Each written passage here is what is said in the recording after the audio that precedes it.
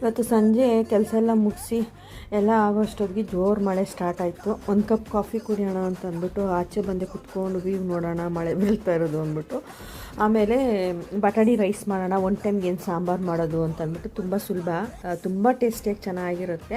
ಇಲ್ಲಿ ಜಾರಿಗೆ ಶುಂಠಿ, ಹಸಿಮೆಣಸಿನ್ಕಾಯಿ, ಪುದೀನ, ಬೆಳ್ಳುಳ್ಳಿ ಮತ್ತು ಒಂದು ಸ್ವಲ್ಪ ಈರುಳ್ಳಿ ಹಾಕ್ಕೊತಾ ಇದ್ದೀನಿ. ಇಷ್ಟು ಗ್ರೈಂಡ್ ಮಾಡ್ಕೊಬೇಕಾಗುತ್ತೆ.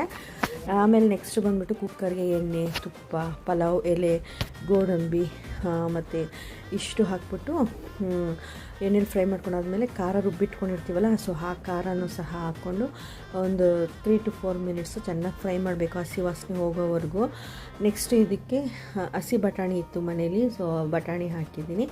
ಆಮೇಲೆ ಅಕ್ಕಿ ಹಾಕಿ ರುಚಿಗೆ ಬೇಕಾಗಿರುವಂಥ ಉಪ್ಪು ಹಾಕಿದ್ರೆ ಕುದಿ ಬಂದಾಗ ಲಿಡ್ ಕ್ಲೋಸ್ ಮಾಡಿದ್ರೆ ತುಂಬ ಸುಲಭವಾಗಿ ಮಾಡುವಂಥ ಬಟಾಣಿ ರೈಸ್ ಅಂತ ಹೇಳ್ಬೋದು. ತುಂಬ ಚೆನ್ನಾಗಿರುತ್ತೆ.